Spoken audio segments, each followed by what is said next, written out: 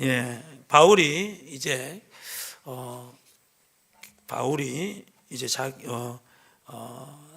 유대인들 앞에서 이제 변론을 하게 되는 것이죠.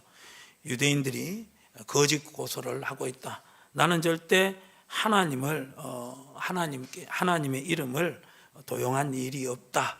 성전을 더럽힌 일이 없다. 그러면서 변론을 하고 있고, 이 변론 부분에 있어서 결국 사도 바울은 오늘 누구 앞에서 변론을 하느냐 하면은 3절의 말씀처럼 벨릭스 각하라는 사람, 그러니까 이 당시에 이 유다의 총독, 유대 지역의 총독으로 파송된 벨릭스라는 이 총독에게 이렇게 그 사도 바울이 변론을 하고 있는 그런 어떤 장면입니다. 여기서 여러분들 총독이라고 해서 벨릭스 총독이 있고, 유대의 총독으로 또 생각나는 사람이 누가 있죠, 여러분들?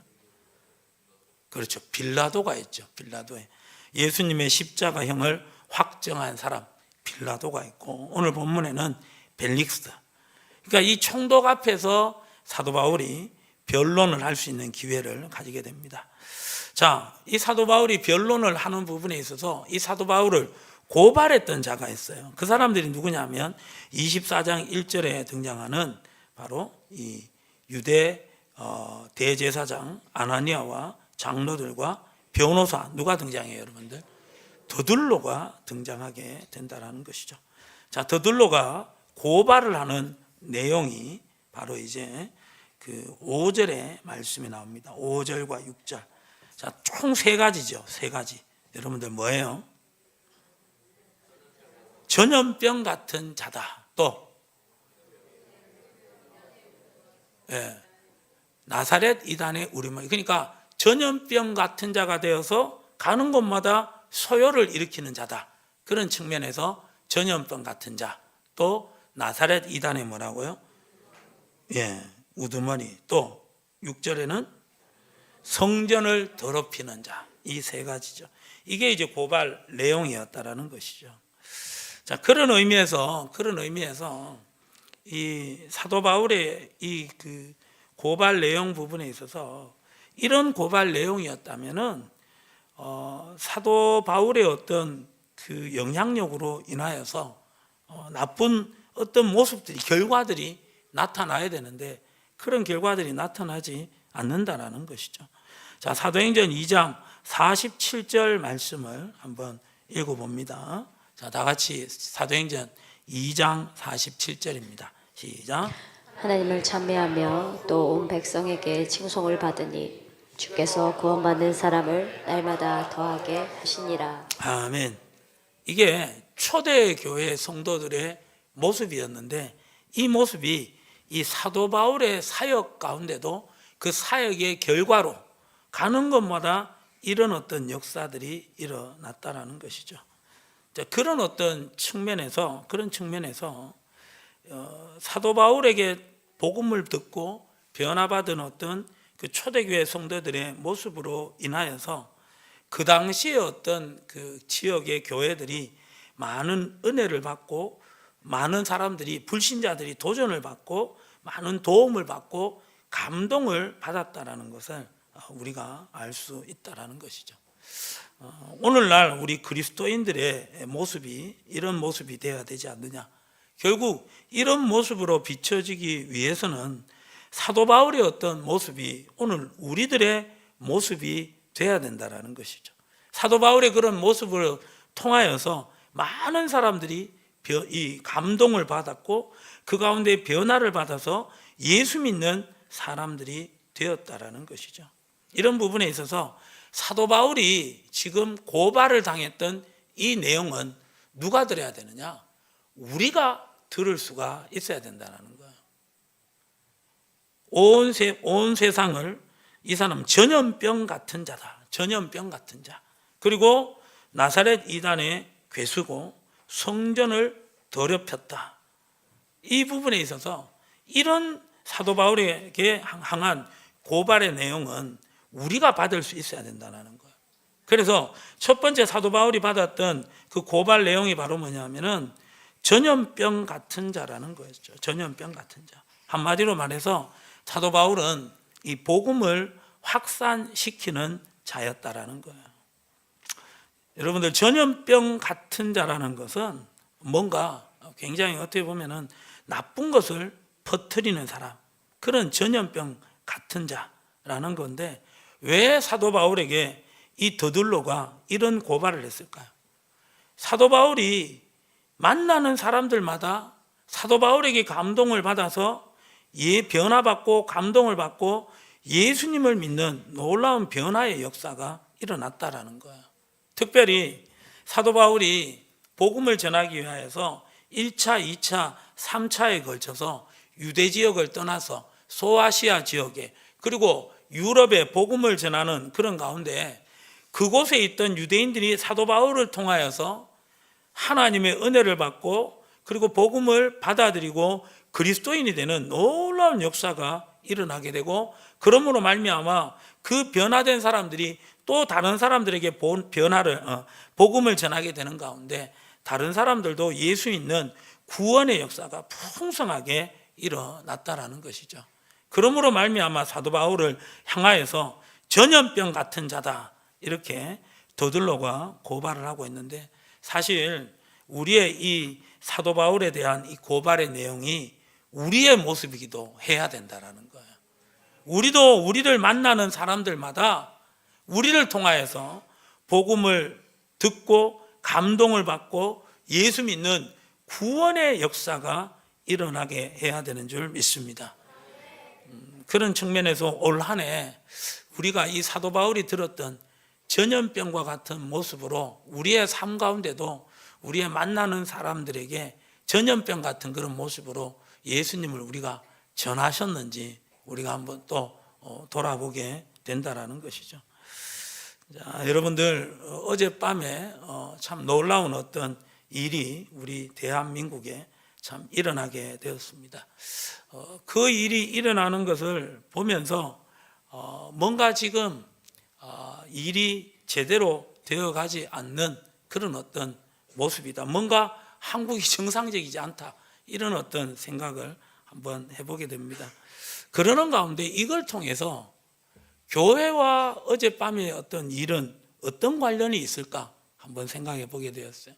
물론 어젯밤의 일은 분명히 정치적인 일이라는 것이죠.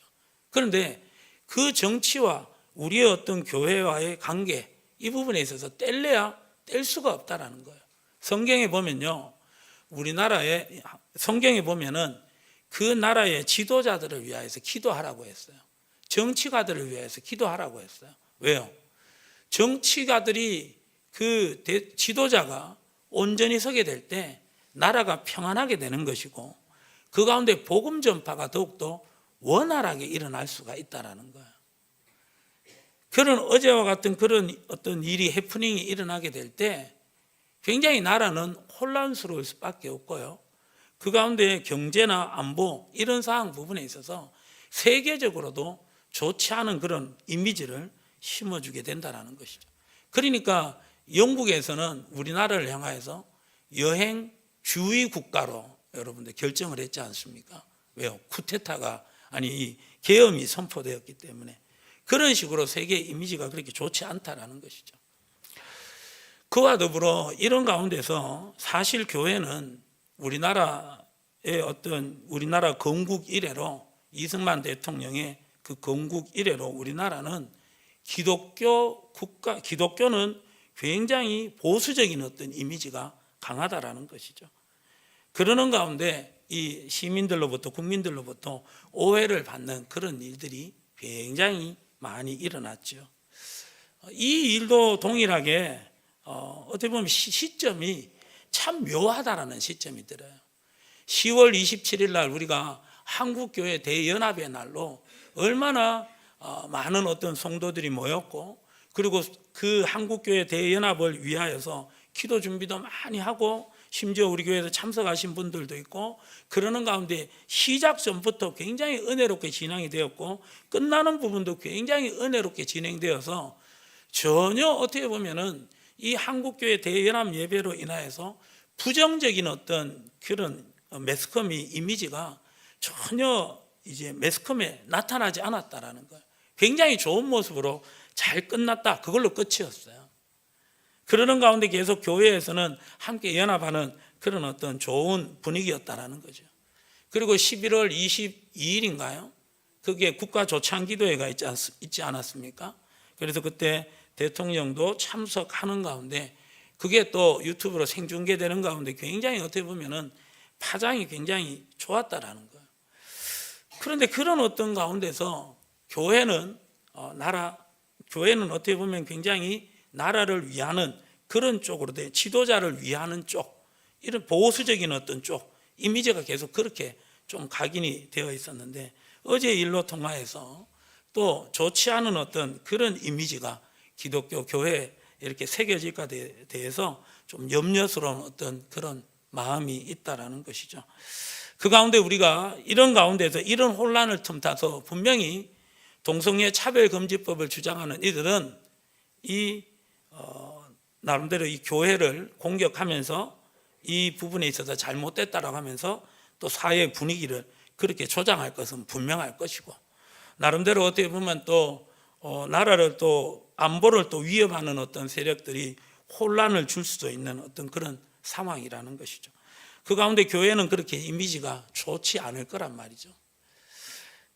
그런 어떤 모습들을 생각해 봤을 때 우리가 복음을 전파하는 부분에 있어서 과연 어떻게 해야 되느냐, 중단을 해야 되느냐, 이런 어떤 모습을 생각해 보게 될 때 오늘 말씀을 통해서 결론을 얻게 됩니다. 복음은 계속해서 전파돼야 되는 줄 믿습니다. 복음 전파는 중단할 수가 없다라는 거예요. 그래서 이 부분에 있어서 우리가 마음을 함께 하시면서 절대 여러분들 복음 전파는 잘못된 것이 아니고 중요한 건 뭐냐면은 복음을 전하는 도구로서의 우리의 모습이 어떠한가 우리는 잘 살펴볼 수가 있어야 되는 것이고, 주가 주시는 지혜로 이 복음 전파에 열심을 내셔서 사도 바울이 들었던 이 전염병 같은 자라는 어떤 이런 칭호가 우리 성도들의, 우리 소충기 양무교의 칭호가 될 수 있기를 예수님의 이름으로 축복합니다. 그래서 선한 영향력을 계속해서 미쳐갈 수 있도록 지혜로운 전도로 나아갈 수 있기를 예수님의 이름으로 축복합니다. 이것이 바로 이 사도 바울에게 고발했던 내용을 통하여서 하나님께서 우리를 그렇게 바라보고 있고 세상도 그렇게 바라보고 있다는 것이죠. 두 번째로 더들로의 고발 내용이 바로 뭐냐면은 나사렛 이단의 뭐라고요, 여러분들? 우두머리라는 거예요. 나사렛 이단의 우두머리라는 것은 오직 이 사도 바울은 누구만 전했다? 예수님만 전했다라는 거예요. 정확하게는 예수님을 위한 삶을 살았다라는 것이죠. 자, 여러분들 여기서 나사렛이란 말이 나오는데 나사렛이 어디입니까? 어떤 곳입니까? 예수님께서 어린 시절을 보내고 예수님께서 공생의 사역을 시작하실 때까지 보낸 약 30년의 시간을 보낸 곳, 그곳이 어디라고요, 여러분들? 나사렛. 그래서 사람들은 원래 예수님의 고향은 어디일까요? 그렇죠, 베들레헴이에요. 그런데 어린 시절을 어디에서 다 보냈기 때문에? 나사렛이라는 곳에서 다 보냈기 때문에 나사렛 예수다, 그렇게 말씀할 수도 있는데 여기서 쓰인 나사렛이라는 건요, 그런 어떤 의미가 아니라는 거죠. 이 나사렛이라는 것은 동네 이름이 맞지만 그 나사렛의 뜻이 바로 뭐냐면은 히브리어로 나츠라트라는 거예요. 나츠라타, 나츠라트. 근데 그것이 올리브 나무의 뿌리에서 나온 가지가 바로 나츠라트인데 이게 좀 더 말이 변화되어서 넷제르고, 이 넷제르에서 나온 말이 바로 뭐냐면은 메시아라는 거예요. 뭐가 나왔다고요? 메시아. 그래서 지금 나사렛 예수라는 것은 바로 나사렛이 무슨 말이라고요? 메시아란 말이에요. 결국 나사렛 예수라는 것은 메시아 예수의 뭐라고요? 우두머리라는 거예요. 바로 나사렛, 바로 메시아 이단의 우두머리, 이 칭호를 받았던 사람이 바로 사도 바울이었다라는 것이죠. 그래서 사도행전 4장 10절의 말씀에 보시면은 이 나사렛 예수님에 대해서 전부 다 이렇게 많이 표현하죠. 다 같이 읽어봅니다. 시작. 너희와 모든 이스라엘 백성들은 알라. 너희가 십자가에 못 박고 하나님이 죽은 자 가운데서 살리신 나사렛 예수 그리스도의 이름으로 이 사람이 건강하게 되어 너희 앞에 섰느니라. 예, 나사렛 예수라는 말은 바로 메시아 예수 때문에 이 사람이 건강하게 되어서 너희 앞에 섰다. 그래서 사도 바울이 나사렛 이단의 우두머리라는 것은 결국 사도 바울에게 가장 중요한 것은 바로 누구였나? 나사렛 예수, 바로 메시아 예수였다라는 것이고, 메시아 예수 중심의 메시아 예수님을 위한 삶을 살았다라는 것이죠. 그래서 갈라디아서 2장 20절 다 같이 한번 읽어봅니다. 내가 그리스도와 함께, 시작. 내가 그리스도와 함께 십자가에 못 박혔나니 그런즉 이제는 내가 사는 것이 아니요 오직 내 안에 그리스도께서 사시는 것이라. 이제 내가 육체 가운데 사는 것은 나를 사랑하사 나를 위하여 자기 자신을 버리신 하나님의 아들을 믿는 믿음 안에서 사는 것이라. 자, 마지막 부분에 이제 얘가 육체 가운데 사는 것은, 이 말은 내가 이 세상 가운데 살아가는 것은 무엇 때문에 살아간다? 나를 사랑하사 나를 위하여 자기 자신을 버리신 누구요? 하나님의 아들을 믿는 믿음 안에서 살아간다라는 거예요. 다시 말해서 사도 바울은요, 무엇보다도 그리스도 중심의, 예수님 중심의 삶을 살았고, 이 예수님을 위하는 삶을 살았고, 결국 이 사도 바울은 예수님을 닮아가는 그런 삶을 살았다라는 거예요. 그래서 우리가 이 사도 바울이 예수님 중심의, 예수님을 위한, 예수님을 닮아가는 어떤 이런 삶을 살아간다고 됐을 때, 우리도 동일하게 그리스도인이라고 이름이 불리운다면 우리도 누구 중심으로 살아갈 수 있어야 되는 거예요? 예수님 중심으로, 예수님 말씀 중심으로, 예수님의 여러분들 그리스도 되심을, 예수님께서 나의 주가 되심을 그 믿음으로 예수님을 위하여서 예수님을 닮아가는 삶을 살아야 되는 줄 믿습니다. 아멘. 그런 삶이 어떤 삶이냐? 그런 삶이 어떤 삶이냐? 더둘로의 세 번째 고발을 통하여서 예수님을 닮아가는 삶이 어떤 삶이냐 보여주는데, 더둘로의 세 번째 고소 내용이 바로 6절에 나와 있습니다. 그가 무엇을 더럽혔다고요? 성전을 더럽혔다라는 거예요. 사도 바울이 성전을 언제 더럽혔느냐? 이들의 고발 내용이 사도행전 21장 28절에 나와 있다라는 거예요. 외치되 이스라엘 사람들아 도우라. 이 사람은 각처에서 우리 백성과 율법과 이곳을 비방하여, 시작, 모든 사람을 가르치는 그 자인데 또 헬라인을 데리고 성전에 들어가서 이 거룩한 곳을 더럽혔다 하니. 그러니까 여기서 지금 이 더둘로가 사도 바울이 성전을 더럽혔다고 고발하는 내용이 바로 저 내용이라는 거예요. 누구를 데리고 성전에 들어갔다고요? 헬라인을 데리고 성전에 들어갔다라는 거예요. 헬라인을 데리고 성전엔 절대 이방인들이 들어가지 못하는 곳이에요. 바로 유대인님만 들어갈 수 있다라는 것이죠. 그런데 사도 바울이 정말 그렇게 했느냐? 사도 바울이 아니라는 거예요. 29절의 말씀을 한번 보시면은 이렇게 이야기합니다. 시작. 이는 그들이 전에 에베소 사람 드로비모가 바울과 함께 시내에 있음을 보고 바울이 그를 성전에 데리고 들어간 줄로 생각하미러라. 아멘. 여기서 지금 에베소 사람 누구라고 해요, 여러분들? 드로비모는 유대인이 아니었어요. 헬라인이었어요. 그런데 바울과 함께 어디에 있음을 보았다? 시내에 있는 것을 보고 분명히 바울이 그를 어디로 데려갔다? 성전에 들어갔다고 지금 어떻게 보면은 거짓 확신을 가지고 있다라는 것이죠. 자, 여러분들, 이 부분에 있어서 사도 바울이 율법에 정통한 사람이에요. 베냐민 지파 사람이었고, 누구의 문화에서 여러분들 이 말씀을 배웠다고요? 가말리엘이라는 사람에게서, 율법에 정통한 자에게서, 랍비에게 복음을 들었던, 율법을 배웠던 사람이 사도 바울이에요. 그러니까 사도 바울이 이 성전에 헬라인을 데리고 들어가면 안 된다라는 것을 알았을까요? 몰랐을까요? 분명히 알았다라는 거예요. 그런데 이런 오해를 받게 된 이유가 뭐냐?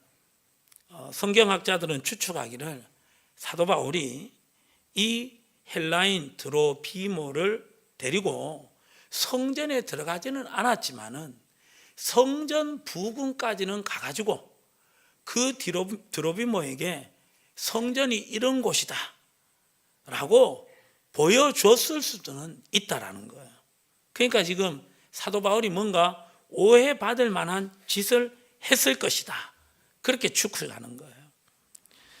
이 모습에서 우리가 알 수 있는 것이 바로 뭐냐, 왜 사도 바울은 분명히 헬라인 사람 드로피모를 성전 근처에까지 데려갔을까? 충분히 오해를 받을 수 있는 상황에서도 불구하고 왜 헬라인인 드로피모를 사도 바울은 성전 근처까지 데려갔을까요? 이유가 뭘까요? 성전을 뭐 해주기 위해서? 보여주기 위해서. 왜 보여주려고 했을까요? 드로피모를 아끼고 사랑하니까. 사랑이었다라는 거예요. 그래서 사도 바울이 성전을 더럽혔다는 오해를 받을 만한 그런 어떤 상황 가운데서도 이 드로피모를 성전 근처에까지 데려간 것은 이 드로피모를 사랑했다라는 거예요. 아꼈다라는 거예요. 사도 바울이 이 바람에 여러분들 어떤 일이 벌어졌습니까? 사도 바울이 유대인들에게 거짓 고소를 당하고 오해를 받아서 여러분들 거의 맞아 죽을 뻔했고 천부장에게 붙들려 가지고 무려 몇 년 동안의 시간을 보냈을까요? 감옥에서. 쉽게 말해서 오늘날로 말하면 이 교도소 가기 전에 어디에 먼저 있는 거예요? 구치소에서 무려 2년 동안의 시간을 보냈다라는 거예요. 결정적으로 성전을 더럽혔다는 이 이유만 때문에 2년의 시간을 보냈다라는 것이죠. 그 가운데 사도 바울이 이 드로피모에 대해서 내가 왜 그때 데리고 갔을까? 이러면서 후회했고 그 드로피모 때문에 이런 일이 벌어졌기 때문에 사도 바울이 그 드로피모를 어떻게 보면은 좀 싫어하고 좀 어떻게 보면은 멀리한 그런 부분이 있었느냐? 그런 게 전혀 없었어요. 디모데후서 4장 20절에 가보면 드로피모의 이름이 이렇게 등장합니다. 자, 시작. 에라스도는 고린도에 머물러 있고 드로피모는 병들어서 밀레도에 두었노니. 에베소 사람 이 드로피모를 병들어서 어디에 두었다고요, 여러분들? 밀레도라는 곳에 뭐 했다? 두었노니. 누가 뒀다라는 거예요? 사도 바울이 뒀다라는 거예요. 무엇을 위해서? 드로피모가 병들었으니까. 이건 사도 바울이 드로피모 때문에 오해를 받아가지고 지금 2년 동안 감옥에서 고생을 하는 거예요. 고통스러운 시간을 보내는 거예요. 그리고 이 일로 인하여서 사도 바울은 로마에 압송되고 그 로마에서 거의 이제 감옥에 갇혀서 죽을 위기의 시간을 보냈다라는 거예요. 디모데후서는 여러분들 사도 바울이 쓴 13권의 서신 중에 제일 마지막 서신이에요. 이제 사도 바울이 감옥에 갇혀가지고 죽을 위기에 처한 그 상황 가운데서도 사도 바울은 누구를 걱정하고 위하는 거예요, 여러분들? 드로피모를 위하고 있는 이런 모습입니다.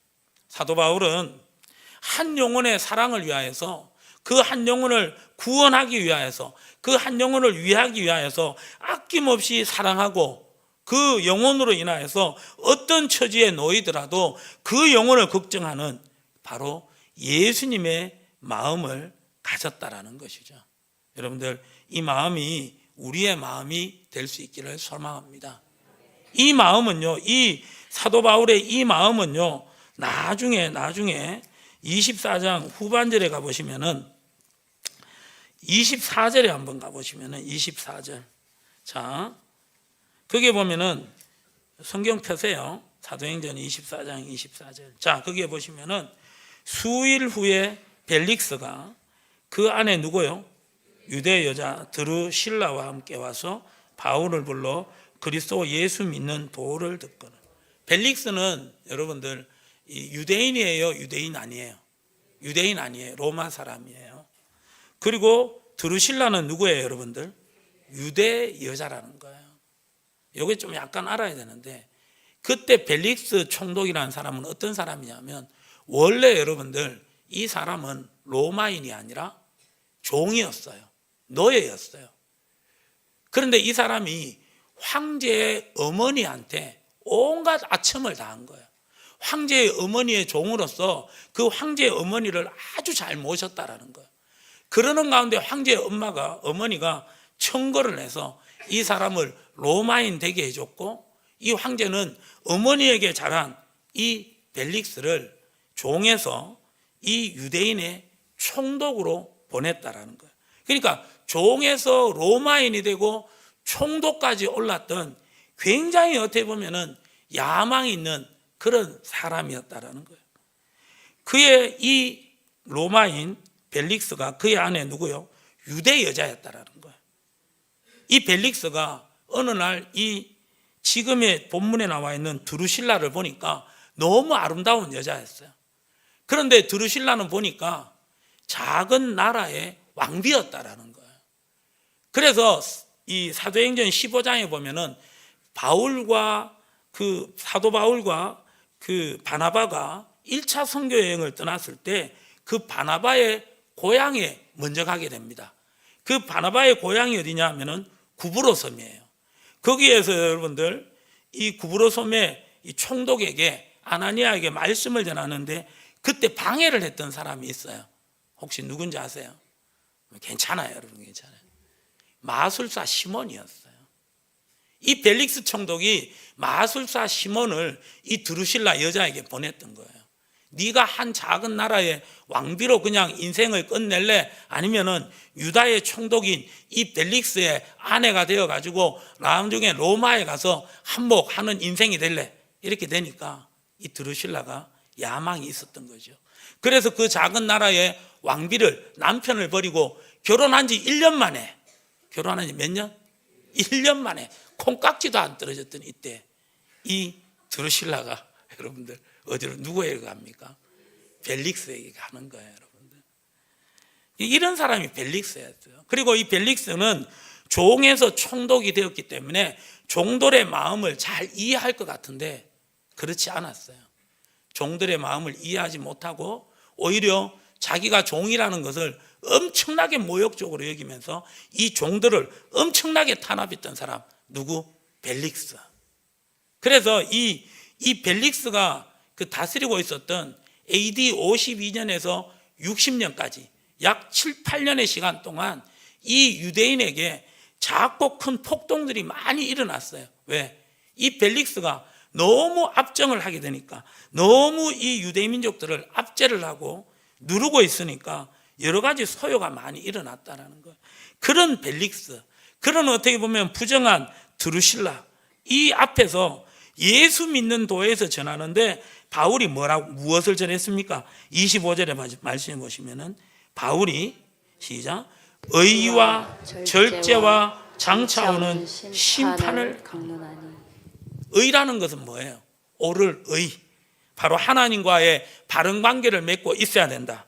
두 번째, 절제라는 것은 뭐예요? 하나님께서 죄라고 했기 때문에 나는 이 죄를 저지르지 아니하겠다, 절제하는 것. 그리고 무엇을 전했다고요, 여러분들? 심판을 강론했다라는 거예요. 그 죄에서 돌이키지 않으면 심판할 것이다. 이렇게 얘기하면서 누구를 전했다는 거예요? 예수님을 전했다라는 거죠. 사도 바울이 하나님의 사랑으로 말미암아 이 땅에 예수님이 오셨고 예수님을 믿음으로 하나님의 사랑으로 우리가 구원받습니다. 이게 복음 아닙니까? 그런데 사도 바울이 복음을 그렇게 전하지 않았다라는 거예요. 의와 절제와 심판으로 예수님을 전했다라는 거예요. 누구에게? 벨릭스에게, 드루실라에게. 왜 이렇게 전했을까요? 사도 바울도 이 벨릭스의 악행과 드루실라의 음행을 알았을까요? 몰랐을까요? 다 알았다라는 거예요. 그러는 가운데 그들의 죄악을 지금 들추어내는 거예요. 하나님 앞에서 너희들이 한 모습은 올바르지 않은 모습이다. 그리고 하나님 앞에서 그건 죄다. 그렇기 때문에 그 죄에서 회개하지 않으면, 돌이키지 않으면 심판이 있을 것이다. 지옥이다. 이걸 지금 외치고 있다는 거예요. 이게 의와 절제와 심판은 이 벨릭스와 드루실레의 그 치부를, 죄악을 드러내는 모습이에요. 왜 이렇게 드러낼까요? 그런 죄악 가운데서 너희를 구원하실 분은 누구다? 예수님입니다. 벨릭스와 드루실라를 사도 바울이 미워서 이런 말이 하는 게 아니에요. 그들을 사랑하고 그 영혼들을 구원하기 위하여서 사도 바울이 이 일을 함으로 바른 소리를 함으로 말미암아 튀어나와 있는 못은 언제나 박힐 수가 있다는 것을 알면서도 여러분들, 사도 바울은 오직 영혼 사랑하는 마음으로 그 영혼들을 구원하는 데 집중한 모습을 볼 수가 있다는 것이죠. 이게 사도 바울의 영혼 사랑의 모습이었다는 거예요. 저는 이 모습이 우리의 모습이 될 수 있기를 소망합니다. 그래서 오늘 이 본문은 우리 그리스도인들이 앞으로 어떻게 살아가야 되는지 보여주고 있다는 거예요. 전염병과 같은 자로 우리를 만나는 누구든지 우리를 통하여서 예수 믿게 하는데 그런 여러분들 모습으로 쓰임받을 수 있기를 소망하고요. 또 여러분들 나사렛 이단의 우두머리다. 바로 사도 바울은 예수님을 위하여서 살았던 사람이고 예수 중심적인 사람이었다. 이 모습이 우리의 모습이 되기를 원하고, 세 번째로 자기가 오해받아서 정말 고통스러운 그런 시간을 보내는 어떤 그 가운데서도 사도 바울은 영혼 사랑에 집중했다라는 거예요. 영혼 사랑을 위하여서, 그 영혼의 구원을 위하여서. 왜? 벨릭스와 그의 아내 드루실라는 그런 부정된 모습 가운데서 한평생 잘 살아갈 수 있을 것 같지만은 인간의 여러분들 멸망이라는 것은 순간이라는 거예요. 찰나라는 거예요. 오늘 새벽에 말씀에서 나누었지만 여러분들, 갑자기 여러분들 순간적으로 한순간에 하나님의 심판은 임할 수가 있다는 것이죠. 그래서 그 영혼이 구원을 제대로 듣지 못하면 멸망이라는 것을 사도 바울은 깨달았기 때문에 사도 바울은 목숨 걸고 벨릭스와 드루실라에게 의와 절제와 심판을 통한 예수님을 전했다라는 거예요. 이 영혼 사랑의 마음이 우리의 마음이 될 수 있기를 예수님의 이름으로 축복합니다. 주님의 오심은 여러분들, 우리 사람이 태어나는 것은 순서가 있지만 주님 앞에 가는 모습은 순서가 있을까요? 없을까요? 없다라는 거예요. 갑작스럽다라는 거예요. 한순간이라는 거예요. 이런 부분에 있어서 우리가 사랑하는 이 영혼들에게 복음을 전파하는 부분에 있어서 여러분들 미루지 마시고, 이 말씀을 들었다면 어떻게든 미루지 마시고 바로 복음을 전할 수 있기를 소망합니다. 복음을 전하는 부분에 있어서는 지혜롭게 정말 영혼을 뜨겁게 사랑하는 마음으로 전할 수 있기를 소망합니다. 우리 그런 날이 12월 25일이 되기를 소망합니다. 결국 이 사도 바울의 오늘 드룰로의 고소 내용을 통하여서 우리 그리스도인들이 이 세상에서 어떻게 살아가야 되느냐, 복음의 전염자가 되어야 되는 줄 믿습니다. 예수 중심의 예수님을 위한 삶을 살아가야 되는 것이고, 영혼 사랑으로 살아가서 하나님의 기쁨이 되는 우리 모두가 되시기를 예수님의 이름으로 축복합니다.